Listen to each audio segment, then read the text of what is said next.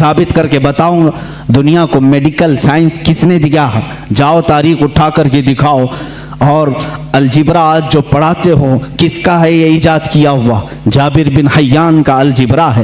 Chemistry کس نے لائی تھی؟ سب سے پہلے اس کے موجد کون ہے؟ جاؤ ڈھونڈ کر کے لے آؤ۔ امام رازی کی کتابیں آج بھی کیلیفورنیا یونیورسٹی میں پڑھائی جاتی ہیں۔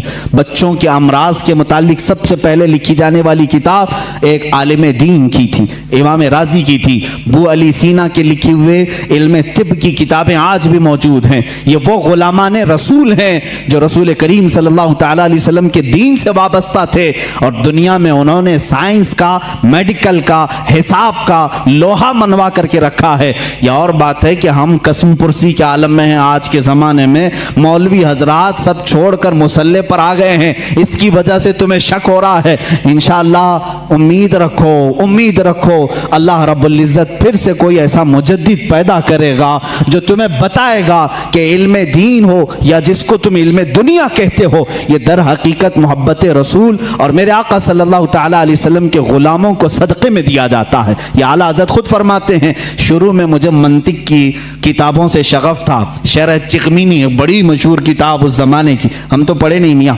ہم تو منطق کی کتابیں جو آج درس نظامیہ میں پڑھائی جاتی ہیں وہ ملا حسن حمداللہ تک یہاں پر ہائیسٹ سمجھا جاتا ہے۔ شرح چغمینی یہ پہلے کتاب ہوتی تھی، بڑے بڑے علماء نے پڑھا۔ اعلیٰ حضرت فرماتے میں وہ سب کتابیں پڑھنے کی کوشش کرتا جب آپ کی عمر 10 سال کی تھی، 10 سال کی 11 سال کی عمر میں شرح چغمینی یہ کتابیں پڑھنے لگے تو آپ کے والد گرامی مولانا نقی علی خان صاحب فرماتے ہیں، اعلیٰ حضرت خود فرماتے ہیں میرے والد نے کتابیں مجھ سے لے لی، میتھس کی میتھمیٹکس ہو یا جو دیگر کتابیں جس میں میں شغف رکھتا تھا، شوق رکھتا تھا، لے لی۔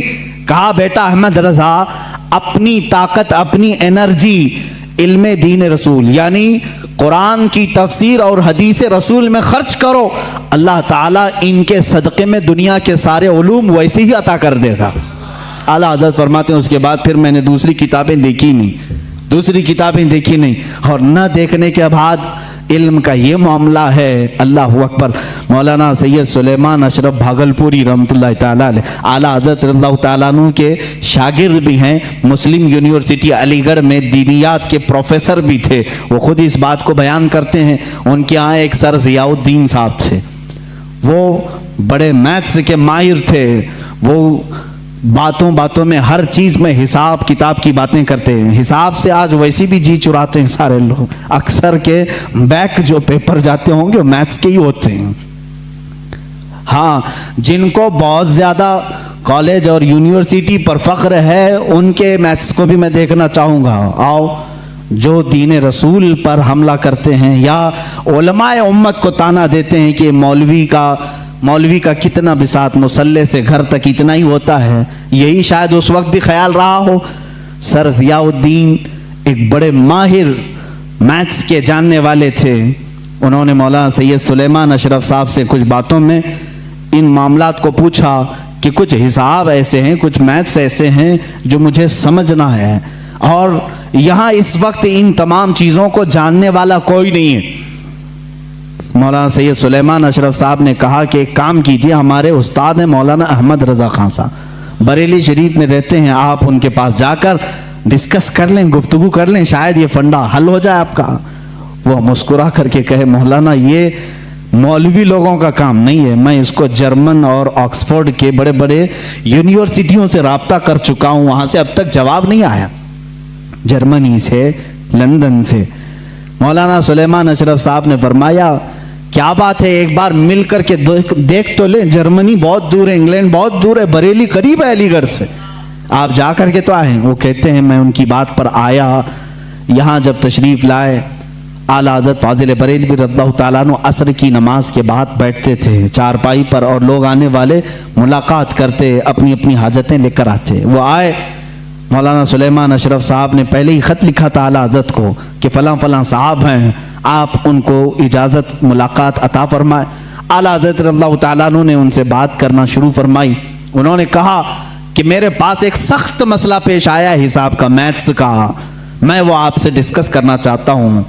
आला हज़रत ने फरमाया कहिए क्या बात है। उन्होंने कहा मैं चाहता हूं कि आप आराम से जब आपके पास वक्त हो तब डिस्कस करें, यह असर मगरिब के बीच का छोटा सा वक्त मेरे बड़े मसले के लिए नाकाफी है। आला हज़रत ने फरमाया कह तो दें कुछ बात उसकी, क्या है मसाइल। आला हज़रत ने जब दो बार फरमाया तो सर ज़ियाउद्दीन कहते हैं, ये प्रोफेसर थे अलीगढ़ यूनिवर्सिटी के, मैंने वो अपनी एक कलम और कापी में लिख करके दिखाना शुरू किया कि ये मसला है। वो हिसाब का, मैथ्स का एक मुश्किल और टफ फंडा था।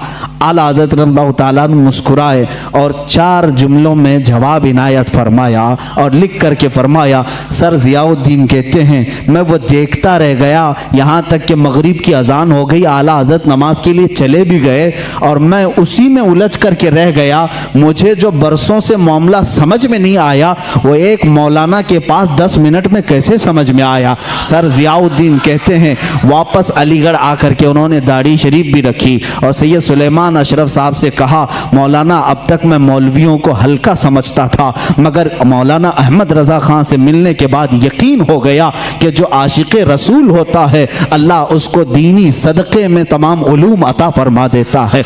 ऐसा इल्म का बहरे बेकरार मैंने किसी को